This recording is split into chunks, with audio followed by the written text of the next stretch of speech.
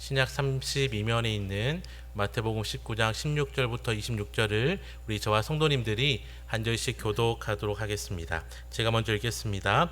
어떤 사람이 주께 와서 이르되 선생님이여 내가 무슨 선한 일을 하여야 영생을 얻으리이까? 예수께서 이르시되 어찌하여 선한 일을 내게 묻느냐? 선한 이는 오직 한 분이시니라. 내가 생명에 들어가려면 계명들을 지키라.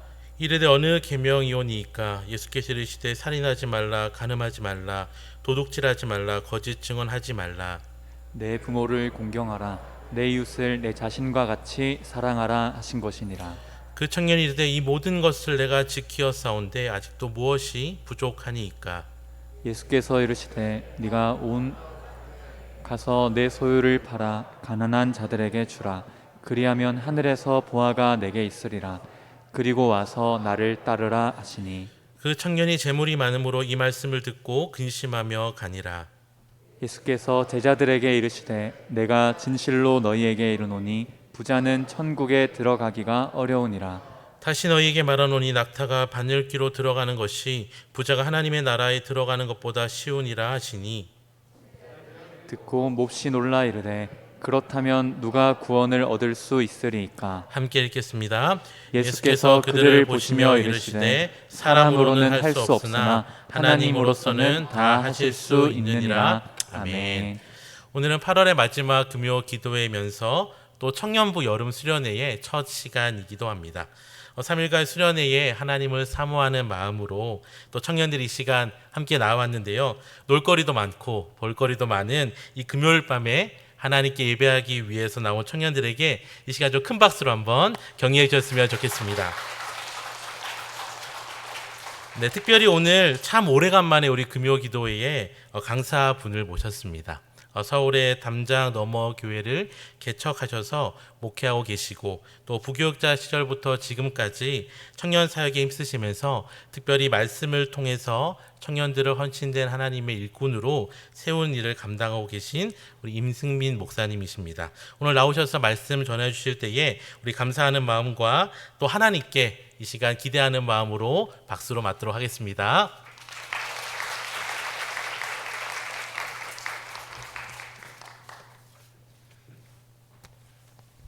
네, 여러분 반갑습니다. 지금 방금 소개를 받은 임승민 목사라고 합니다. 저는 서울의 서초구에 있는 담장너머 교회를 개척해서 지금까지 담임을 하고 있습니다. 한 5, 6년 정도 된 것 같고요. 주로 젊은 사람들을 대상으로 지금 사역을 하고 있습니다. 저는 부교육자 때부터 청년들을 대상으로 계속 사역을 해왔고 또 지금도 어떻게 하다 보니까 젊은 사람들이 좀 많이 모여서 20대, 30대 그리고 신혼부부들이 교회에 주로 모여들어서 같이 함께 주님의 교회를 세우고 있는 그런 중에 있습니다. 이렇게 귀한 교회에 그것도 금요 기도회와 또 청년부 수련회의 시작에 저를 강사로 초청해 주셔서 참으로 영광스럽고 이 시간 우리가 같이 함께 듣는 이로 또 말하는 이로 하나님께 영광을 돌릴 수 있으면 참 좋겠습니다. 제가 한번 기도하고 말씀을 전하도록 하겠습니다. 살아계신 하나님, 우리 아버지가 되어주셔서 우리에게 필요한 모든 것들을 공급하시고 우리의 속 사람을 새롭게 하시며 우리의 눈을 열어주셔서 하나님 나라의 영광을 보게 하시니 감사를 드립니다. 이 자리에 찾아온 주님의 자녀, 주님의 백성들을 기억하시고 저들 속에 진리와 생명의 말씀을 심어 주시옵소서. 특별히 새벽 이슬 같은 청년들을 기억하여 주셔서 지금 이 젊은 세대 가운데 하나님의 나라를 발견하는 자들이 되게 하시고 주님을 참으로 믿는 자들이 다 되게 하여 주시옵소서. 큰 은혜가 필요합니다. 하나님의 자비와 긍휼이 있어야 우리의 귀가 열려서 주님의 말씀을 들을 수 있사오니 이 시간 성령께서 도우셔서 우리 가운데 가난한 심령을 허락하여 주시옵소서. 주신 말씀을 붙들고 우리가 열심히 주님의 나라를 위해 일구어 살아가는 자들이 되게 도와주시옵소서. 예수님의 이름으로 기도드립니다. 아멘. 방금 우리가 성경 봉독한 그 말씀을 가지고 오직 믿음 세상을 거스르다 라는 제목으로 주님의 말씀을 전하도록 하겠습니다. 인생을 좌우하는 질문이 여기에 있습니다. 영원한 복락과 또 영원한 형벌을 가늠하는 질문이 여기에 있어요. 이 질문은 바로 이겁니다. 당신은 하나님을 믿는가? 여러분은 하나님을 믿습니까? 라는 이 질문이에요. 이 질문이야말로 가장 중요한 질문이고 우리 인생에 있어서 가장 고귀한 질문입니다. 여러분들에게 다시 한번 물어보죠. 여러분은 정말 하나님을 믿습니까? 정말 마음을 다해서, 여러분의 삶을 다해서 하나님을 믿습니까? 지금 젊은 세대를 일컫는 많은 말들이 있죠. 대표적인 말이 MZ세대라는 그런 말이 있습니다. MZ세대의 특징이 아주 독특해서 많은 매체와 전문가들이 이런저런 분석을 내놓고 있더군요. 그 중에 흥미로운 분석 하나가 있어서 여러분들에게 소개를 하며 좀 설교를 진행을 해보고자 합니다. 요즘 유행하는 웹툰을 갖고 분석한 내용이에요. 요즘 한창 인기 있는 웹툰 중에 회기물이라는 것이 있죠. 인생 2회차를 사는 주인공 이야기입니다. 주인공이 여차저차해서 죽는데 온갖 이유로 다시 살아나죠. 그냥 다시 살아나는 게 아니라 10년 전, 20년 전으로 돌아가서 다시 살아나요. 그러면 어떻게 될까요? 앞으로 일어날 모든 일들을 다 알기 때문에 모든 것들을 미리미리 다 대비할 수 있을 거예요. 어떤 주식이 오를지, 어떤 부동산, 어떤 땅이 오를지를 미리 다 알기 때문에 그 땅을, 그 주식을 미리 사는 거예요. 너무 좋겠죠? 또 사건, 사고가 어디에서 어떻게 일어날지 알기 때문에 미리 찾아가서 그 모든 사건과 사고를 처리를 합니다. 그래서 이 웹툰의 주인공에게 진정한 위기란 없어요. 이런 사이다 전개로 인해서 이와 같은 웹툰이 인기몰이 중이라고 해요. 이런 현상을 분석하면서 요즘 젊은 세대를 그 분석가는, 전문가는 사이다 패스라고 표현을 하더군요. 사이다 패스. 사이코패스가 아니라 사이다 패스라는 것인데요. 답답한 걸 싫어하고 위기를 싫어하고 또 천천히 성장하는 것을 싫어하는 세대. 뭐 이런 뜻이에요. 단번에 빠른 속도로 원하는 걸 원하는 때에 이루고 싶어하는 세대. 뭐 그런 뜻이기도 합니다. 그래서 인터넷과 데이터 속도가 조금이라도 버벅거리면 분노를 하는 세대.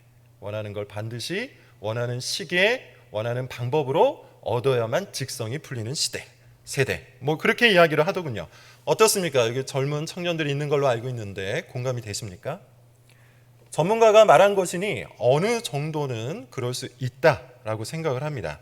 그러나 저는 이것이 요즘 세대, MZ세대에게만 해당하는 분석이 아니라고 생각해요. 이런 탐욕의 문제, 이런 속도의 문제, 이런 문제는 모든 세대에 걸쳐서 세대만, 형태만 바꾸어서 나타날 뿐이에요. 예컨대 이렇습니다. 저는 X세대에 속한 사람인데 아마 이 자리에 X세대에 속한 분들도 분명 계실 거예요. X세대가 나타났을 때도 굉장히 비슷한 말을 들었어요. 왜 X냐? 규정할 수 없을 만큼 미지의 세대다 라고 해서 X세대라고 불렸습니다. 기성세대가 봤을 때 이 인간들의 가치관을 도무지 이해할 수 없기 때문에 규정할 수 없다는 뜻으로 X라는 단어를 붙인 거예요. X세대. 제가 속해 있는 이 X세대는 인터넷이 본격적으로 발달하기 이전의 세대입니다. 지금처럼 속도의 시대가 아니었다는 거예요. 아시는 분은 아시겠지만 전화선을 뽑아서 모뎀을 연결해서 천리안이나 나우루니 같은 그런 것들을 활용을 했어요. 그러다가 전화가 오면 혼선이 되기도 하죠. 모뎀 연결이기 때문에 어떤 때는 아주 버벅거립니다. 문자 하나를 보낼 때조차도 버벅거려요. 그림이나 사진을 보내면 걸어놓고 자다가 일어나 다음날 아침에 올 정도입니다. 그만큼 속도의 시대가 아니었다는 거죠. 지금 세대, 지금 MZ세대가 보면 느림의 시대라고 말해도 과언이 아닐 거예요. 그런데 이런 느림의 시대, 이런 속도의 시대가 아니었던 그 세대 가운데 탐욕이 없었을까요? 그렇지 않죠. 그러는 와중에도 온갖 수단을 동원해서 자신이 원하는 걸 원하는 때에 얻고자 몸부림을 쳤어요. 자, 여러분, 제가 말하고자 하는 것은 이겁니다. 시대의 문제가 아니라는 거예요. 세대의 문제가 아니라는 겁니다. 우리가 그리스도인답게 살지 못하는 원인은, 그 이유는 시대나 세대나 문화나 환경의 문제가 아니라는 거예요. 우리의 가장 커다란 문제는 이와 같은 것들이 아니라 바로 믿음의 문제입니다. 여러분, 믿음이 뭡니까? 단순히 말하자면 하나님을 의지하고 신뢰하는 것이죠. 하나님을 믿는 겁니다.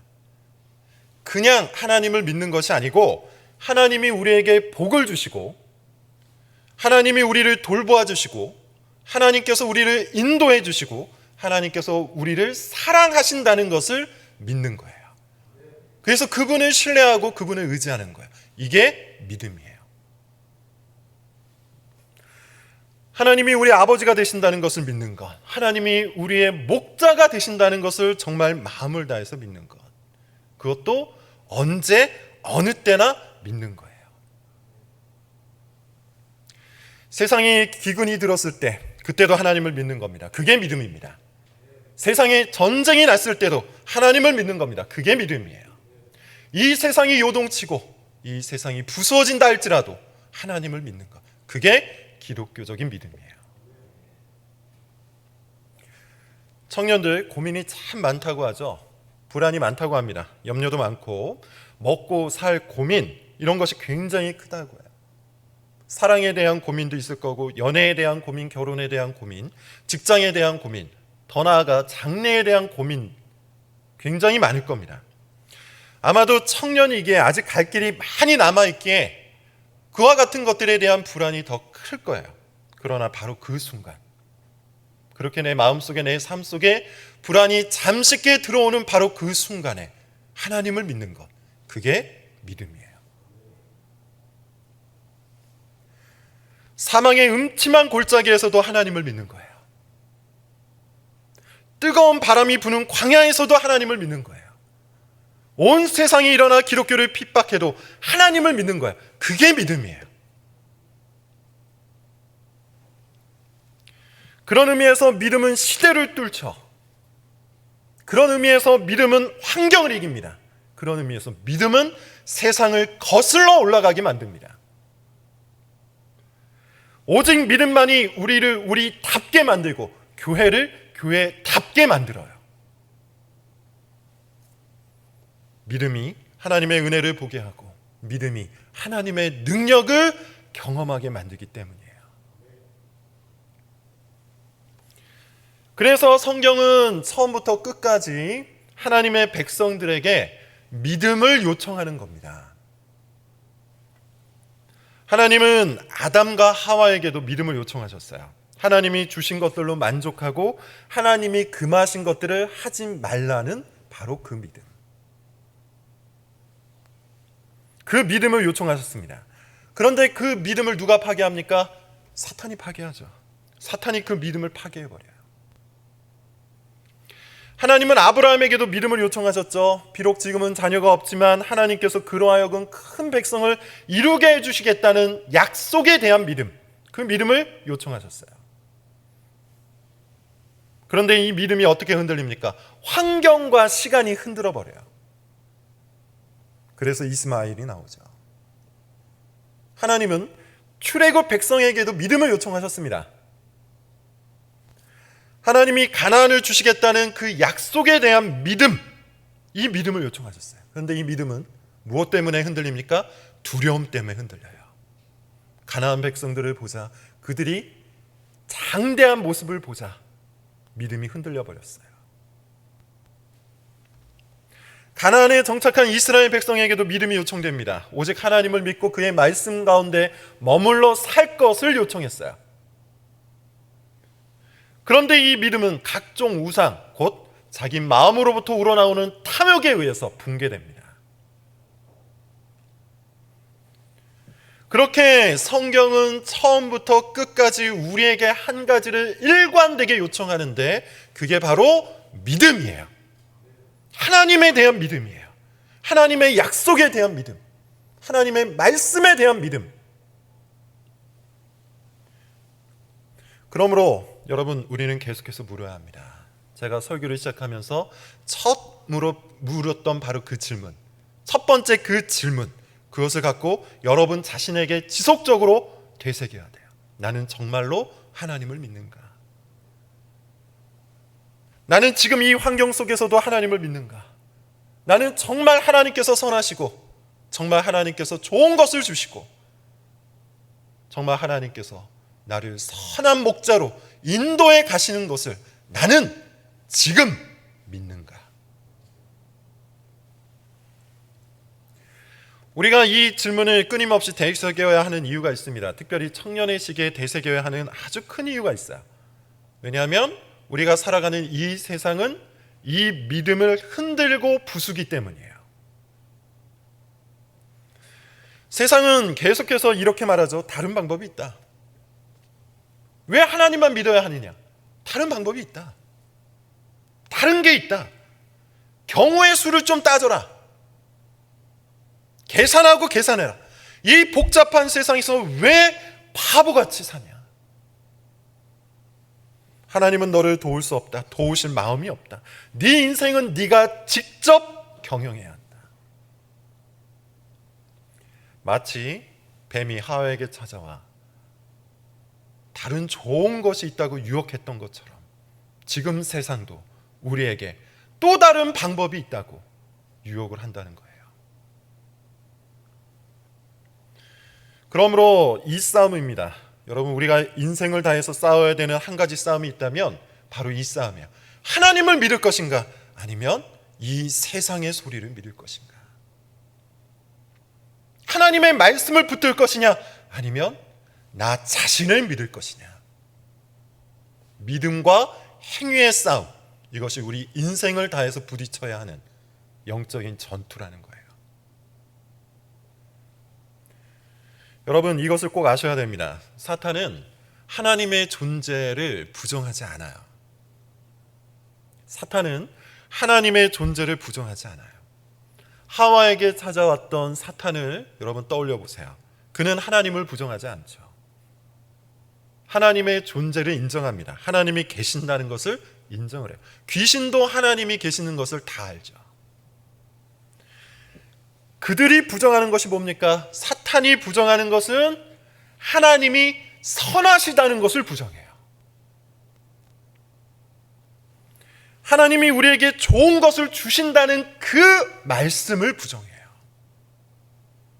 하나님께서 우리의 아버지가 되시고 하나님께서 우리의 선한 목자가 되셔서 우리를 가장 좋은 곳으로 인도해 가신다는 그 사실을 부정해요. 그래서 하나님을 믿지만 사실은 하나님을 믿지 않는 매우 모순적인 그리스도인이 나타나도록 만드는 겁니다. 사탄의 세상에는 하나님은 있지만 하나님의 은혜와 하나님의 자비는 없어요. 대신에 어떤 생각을 심을까요? 하나님이 없는 그 세상 속에 나 홀로 남아있다는 생각을 심습니다. 내가 혼자 다 해야 한다는 생각을 심어요. 네 힘으로 네 인생을 살아야 한다. 홀로 네 인생을 돌봐야 한다. 누구도 너를 돌보지 않는다. 하나님도 너한테 관심이 없다. 하나님은 너를 돕지 않으실 거다. 여러분, 그러면 어떻게 되는지 아십니까? 교회를 다니기는 다닙니다. 그런데 그냥 다니죠. 힘이 없어요. 교회를 다니기는 다니지만 능력이 없어요. 교회를 다니기는 다니지만 의미가 없어요. 교회 다니는 게 나에게 별로 유익이 되지 않아요. 하나님이 나를 돌보신다는 믿음이 없으니 필연적으로 인생이 힘들어요. 그렇게 되면 교회의 용도는 뭐가 될까요? 교회의 용도는 이 힘든 인생을 어쩌다 한번 위로해주는 그런 수준밖에 되지 않아요. 그냥 사람들 속에 끼어있는 걸로 만족하고 찬양 부르면서 정서적 위로를 받는 게 좋은 그런 수준으로 전락해버린다는 겁니다. 그런 신앙생활을 하도록 만든다는 거예요. 이것이 사탄이 가장 기뻐하는 신앙생활입니다. 하나님은 믿지만 하나님의 은혜와 자비는 믿지 않는 무기력한 신앙생활. 크리스턴 스미스라는 미국의 유명한 사회학자가 있습니다. 그가 수십 년 동안 미국의 젊은 그리스도인들을 분석을 했어요. 그리고 발표한 보고서가 하나 있는데 이렇습니다. 요즘 미국의 기독 청년들은 도덕적 치유주의 이실론자다. 말이 조금 어렵죠? 도덕적 치유주의 이실론자다. 무슨 뜻인지 하나씩 뜯어서 설명을 좀 해보겠습니다. 도덕적이랍니다. 교회 다니는 사람들은 도덕적이래요. 나름대로 착하다는 이야기예요. 규범과 규칙을 잘 지킨다는 얘기입니다. 교회 다니지 않는 사람들에 비해서 확실히 순종적이에요. 그래서 교회 다니는 청년들은 기본적으로 도덕적이에요. 그런데 그게 끝이에요. 믿음이 없어요. 하나님께서 내 인생을 돌보신다는 믿음, 하나님께서 나를 가장 좋은 곳으로 인도해 가신다는 그 믿음, 그 믿음이 없어요. 그래서 이실론자가 되는 것이죠. 이실론이란 뭐냐 하면 하나님의 존재를 믿어요. 하나님이 세상을 창조하신 것도 믿어요. 무엇을 믿지 않습니까? 하나님이 지금 이 세상을 다스리신다는 것을 믿지 않아요. 하나님께서 내 인생에 간섭하고 계신다는 사실을 믿지 않아요. 존재하시고 창조하셨지만 통치하시고 돌보시지 않는다. 이게 이실론이에요.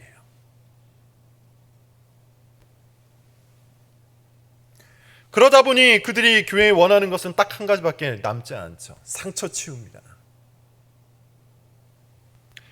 세상을 살다가 얻게 된 상처들, 관계의 상처라든지 좌절의 상처라든지 일상의 상처 등등 마음의 상처를 치유하는 것, 정서적인 위안을 얻는 것, 그저 그거 하나만을 원하게 된다는 거예요. 그래서 교회 안에 어떤 사람들이, 어떤 청년들이 가득하다는 겁니까? 도덕적 치유주의 이실론자 청년들이 가득하다는 거예요. 사실 이 보고서는 발표된 지가 꽤 되었습니다. 한 20년이 넘은 것 같아요. 그런데 놀랍게도 지금 한국의 청년들에게 딱 들어맞는 상황이죠. 도덕주의적이에요. 이실론자예요. 그리고 치유를 원해요. 저는 사실 이것이 가장 큰 문제라고 생각해요. 기독교 신앙이 고작 도덕적이고 치유주의적이라면 이 신앙은 기독교가 아니에요. 그것은 종교일 뿐입니다. 모든 종교는 도덕적이고 치유주의적이기 때문이에요. 제가 불교 전문가는 아니지만 연구한 만큼만 한번 말을 해보겠습니다.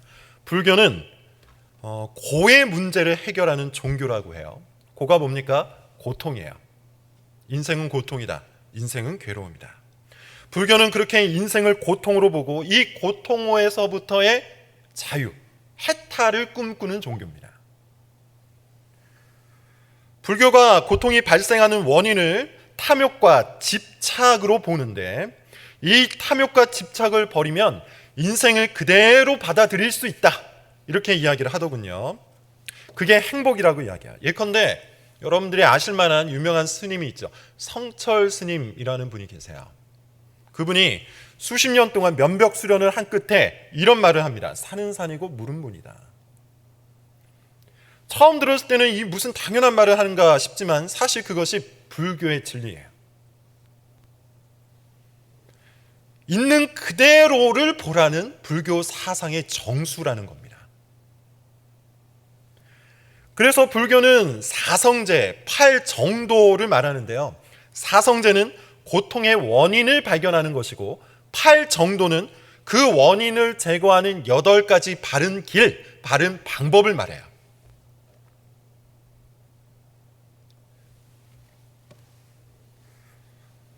제가 어떤 교회에서 이 부분을 이야기하니까 졸다가 어떤 분이 이 부분에서 아멘 하시기도 하는데 다행히 이 교회에서는 그런 분들이 안 계시네요. 네. 지금 불교 이야기입니다. 기독교 이야기가 아니에요. 그래서 불교는 수련을 통해 경지에 이르면 드디어 열반이 된다고 합니다. 그것을 구원이라고 말해요. 얼마나 도덕적입니까? 또 얼마나 치유주의적입니까? 8 정도는 이런 건데요. 바른 견해, 바른 말, 바른 생각, 바른 행위, 바른 생활 등을 말해요. 정말로 도덕적이잖아요. 또 4성제는 고통과 괴로움을 벗어나는 것을 뜻하는데 정말로 치유주의적이죠. 불교만이 아닙니다. 세상에 존재하는 모든 종교는 바로 도덕적이고 치유주의적이에요. 그러나 기독교는 다르죠. 기독교는 달라요. 기독교는 치유가 아니라 생명을 말합니다. 기독교는 도덕이 아니라 진리를 말합니다. 가장 큰 차이는 이거예요. 불교 및 다른 종교는 모든 것을 자로부터 시작하지만, 나로부터 시작하지만, 기독교는 모든 것을 하나님께 둡니다. 모든 것이 하나님으로부터 온다고 말해요. 그래서 기독교는 4성제 8 정도가 아니라 믿음이에요. 하나님에 대한 믿음. 그 하나님이 선하시다는 믿음. 그 하나님으로부터 온갖 좋은 것들이 온다는 믿음. 그것이 바로 기독교입니다. 그래서 기독교는 이신론이 될 수가 없죠. 하나님의 존재만 믿을 수 없죠. 하나님이 존재하실 뿐만 아니라 그 하나님께서 은혜와 사랑과 자비와 긍휼과 도우심으로 임마누엘 하심을 믿는 거예요. 나와 함께 하심을 믿는 거예요. 그게 기독교예요. 오늘 본문을 좀 보겠습니다. 오늘 본문은 지금 말씀드린 그 두 개의 싸움이 나오죠. 자아의 종교와 하늘의 종교. 이 두 가지가 대결을 벌이고 있어요. 유명한 본문입니다. 간단히 설명을 좀 해보죠. 청년이 있어요. 관원입니다. 공무원이겠죠. 그리고 다른 성경을 보면 부자랍니다. 그가 예수님께 와서 이런 질문을 해요. 어떻게 해야 영생을 얻습니까? 어떻게 해야 구원을 받습니까? 정말로 궁금해서 물었는지 아니면 칭찬을 받고 싶어서 물었는지 잘 알 수는 없어요. 이어지는 내용을 보면 칭찬을 받고자 했던 마음이 좀 있었던 것 같습니다. 예수님이 답변을 하시는데 18절, 19절이에요. 눈으로만 한번 보십시오. 어떤 답변이죠? 십계명을 말씀하시죠. 율법을 지키라고 말씀하세요. 자연스럽게 청년이 이렇게 말합니다. 제가 어렸을 때부터 다 지켰습니다. 이제 또 뭘 더 해야 할까요? 부족한 게 있으면 말을 해달라는 겁니다. 말만 하시면 내가 다 지켜버리겠다는 거예요. 자신만만하죠. 그런데 여러분, 우리는 이미 답을 알고 있습니다. 이 청년의 신앙은 진짜가 아니에요. 이 청년의 신앙은 앞서 말했던 종교일 뿐입니다. 하나님의 은혜가 필요 없는 종교, 하나님의 도움이 필요치 않은 신앙, 하나님의 자비와 하나님의 긍휼과 하나님의 돌보심과 인도하심이 절실하게 필요치 않은 신앙. 규칙과 규범만 주면 내가 다 지켜서 구원을 얻어내겠다는 신앙. 철저히 자아 중심의 신앙이었던 거예요.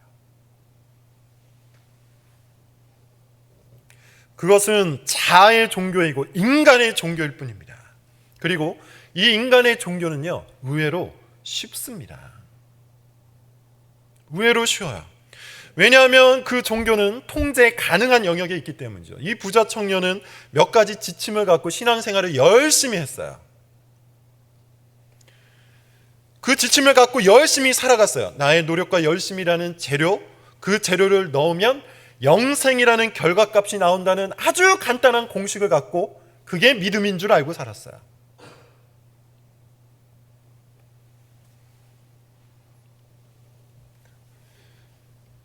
이게 사실 노력과 열심이 상당히 필요한 것이기는 하지만 인간 본성에 아주 잘 맞는 것들이죠. 예전에 사역했던 교회에서 제가 이런 비슷한 설교를 했더니 청년 한 명이 와서 저에게 이런 질문을 했습니다. 내가 열심히 신앙생활에서 하나님의 호의를 얻어내는 것, 이게 도대체 뭐가 잘못된 건지 모르겠다. 열심히 신앙생활하면 그 신앙생활에 걸맞는 무엇인가가 오는 것, 이게 당연한 거 아니냐. 오히려 나는 내 죄 때문에 예수님이 십자가에서 죽는다는 그 말이 불편하다. 왜 내가 저지른 죄 때문에 예수님이 죽어야 하는가? 부당하고 불편하고 비합리적이다. 다소 당황스러울 만한 질문이었지만 저는 이 질문이 좋았습니다. 그래서 이 청년과 몇 개월간 성경을 공부하며 복음에 관해서 나눴어요. 다행히 성령의 은사로 이 청년이 복음을 받아들이고 지금도 믿음 생활을 아주 잘하고 있습니다. 그런데 이 청년의 질문은 사실 특별한 질문이 아니에요. 이상한 질문이 아니에요. 오히려 우리 본성에 맞는 질문이에요. 사람은 본성적으로 자기가 한 일에 대한 보상을 받고 자기가 저지른 잘못에 대한 대가를 받는 것을 자연스럽게 당연하게 여깁니다. 그게 본능이요. 그게 본성이에요. 그래서 불교 같은 종교가 나오는 겁니다. 그래서 철학 같은 사상이 나오는 겁니다. 그런데 기독교 신앙은 이런 자아 중심의 종교와 사상을 거부하죠. 자아 중심은 그 자체로 죄이기 때문이에요. 죄가 뭡니까? 간단히 말씀을 드리자면 하나님을 떠나는 거예요. 하나님을 의지하지 않는 거예요. 하나님을 신뢰하지 않는 겁니다. 하나님의 은혜와 하나님의 도우심이 없이도 혼자서 충분히 잘 살 수 있다는 생각, 그게 바로 죄악된 생각이에요. 그러므로 아무리 도덕적이고 아무리 치유주의적이며 아무리 최선을 다하는 신앙생활을 한다 할지라도 자아 중심의 종교는 생명을 줄 수가 없는 겁니다. 이제 예수님께서 그 부자 청년의 심령을 찌르고 들어오시죠. 21절과 22절입니다. 예수께서 이르시되 내가 온전하고자 할진대 가서 내 소유를 팔아 가난한 자들에게 주라. 그리하면 하늘에서 보화가 내게 있으리라. 그리고 와서 나를 따르라 하시니 그 청년이 재물이 많음으로 이 말씀을 듣고 근심하며 가니라. 예수님이 지금 무엇을 찌른 겁니까? 이 청년의 약점을 찌른 거예요. 이 청년은 뭐라고 말했죠? 말씀만 하세요. 제가 다 지켜서 영생을 획득하겠습니다. 그런데 예수님께서는 이 청년의 마음속에 재물에 대한 탐심이 가득하다는 것을 보고 그것을 팔고 나누어 준 후에 나를 따르라고 말씀을 하신 겁니다. 청년은 열심을 다해서 율법을 지키는 것은 자신이 있었지만 재산을 파는 것은 자신이 없었어요. 그래서 근심하며 떠나버렸습니다. 이 구절은 재산을 다 팔아서 나누어 주어야만 구원을 얻을 수 있다, 그런 말이 아니고 사람의 행위로는 도저히 하나님이 원하시는 의를 얻을 수 없다는 말이에요. 그 누구도 자아 중심의 행위, 자아 중심의 의로는 참된 구원을 얻을 수 없다는 말입니다.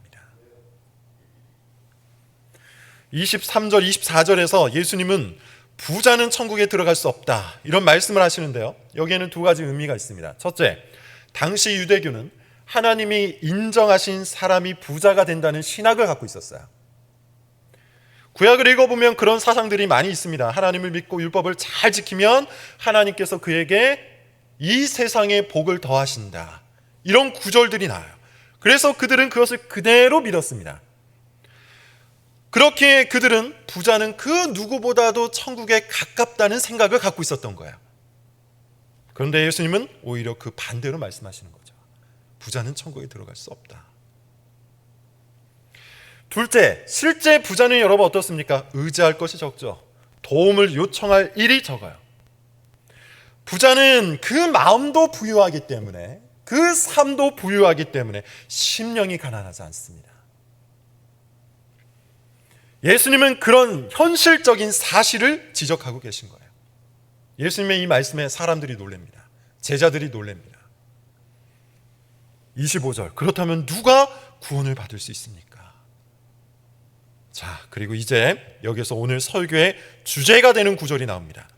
사람으로는 할 수 없으나 하나님으로는 다 하실 수 있다. 바로 이겁니다. 바로 이거예요.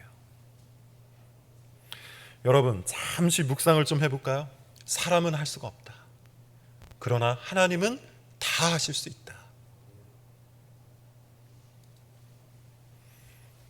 이 말씀이 여러분 인생에 파장을 일으킵니까? 이 말씀이 여러분 심령에 지진을 일으킵니까? 아니면 아무런 파장도 아무런 지진도 일으키지 않습니까? 하나님은 다 하실 수 있습니다. 이 문장에 마음을 실어 아멘이라고 답할 수 있다면 그 사람의 인생은 복된 거예요. 그는 인생을 아는 것이고 그는 신앙을 아는 겁니다. 왜냐하면 그것이 바로 믿음이기 때문이에요. 우리는 그것을 믿는 거예요. 사람은 할 수 없지만 하나님은 다 하실 수 있다. 제가 참 좋아하는 신앙 고백 중에 하이데베르크 교리문답이라는 것이 있습니다. 아시는 분도 있고 모르시는 분도 있을 거예요. 종교개혁 시대에 우리 믿음의 선조가 성경을 통해서 우리의 신앙 고백은 이와 같다라고 만든 것인데, 그 중에 사도신경을 해설한 부분이 아주 은혜로워서 제가 좀 나누고자 합니다. 천지를 지으신 하나님 아버지를 내가 믿사오며 라는 구절이 이렇게 해설을 합니다. 나는 그분을 전적으로 신뢰하기에 그가 나의 몸과 영혼에 필요한 모든 것을 채워주시며 이 눈물 골짜기 같은 세상에서 당하게 하시는 그 어떤 일도 합력하여 선을 이루게 하시는 것을 조금도 의심치 않습니다. 그는 전능하신 하나님이시기에 그리 하실 수 있고 신실하신 아버지이기에 그리 하기를 원하십니다.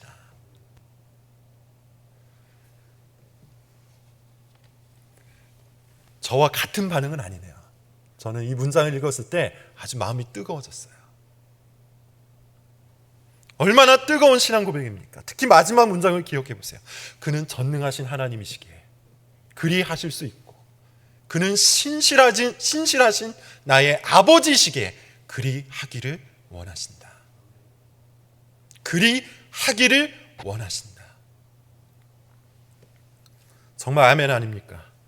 여러분, 전능하기만 하면 무슨 소용이에요? 능력이 있기만 하면 무슨 소용이에요? 나와 아무런 상관이 없는데 능력이 있기만 하면 무슨 소용이 있어요? 그런데 하나님께서는 전능자일 뿐만 아니라 나의 아버지가 되세요. 그래서 다 하실 수 있고 다 하기를 원하신다고 해요. 아주 오래된 기억입니다. 초등학교 들어가기 전이니까 굉장히 오래되었죠.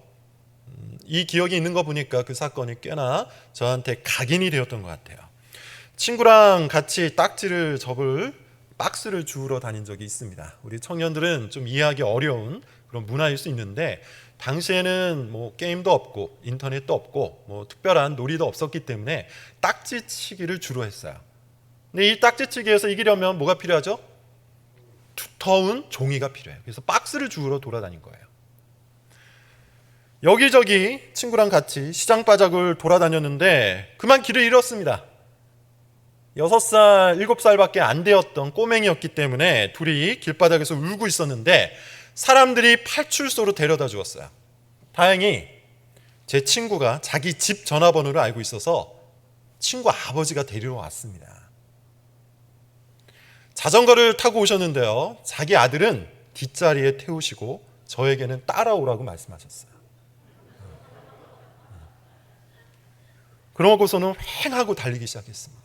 얼마나 가슴이 졸이던지.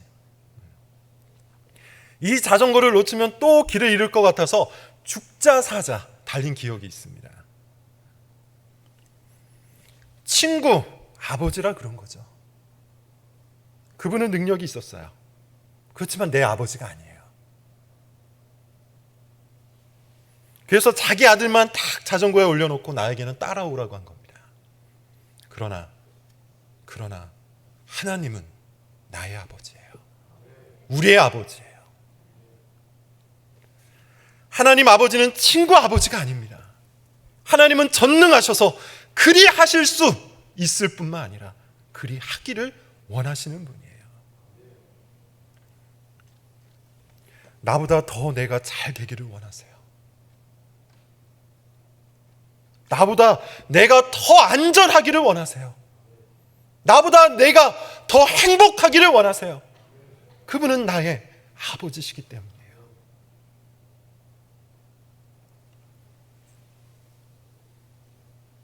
그러므로 우리가 할 일은 그 하나님을 믿는 것이죠.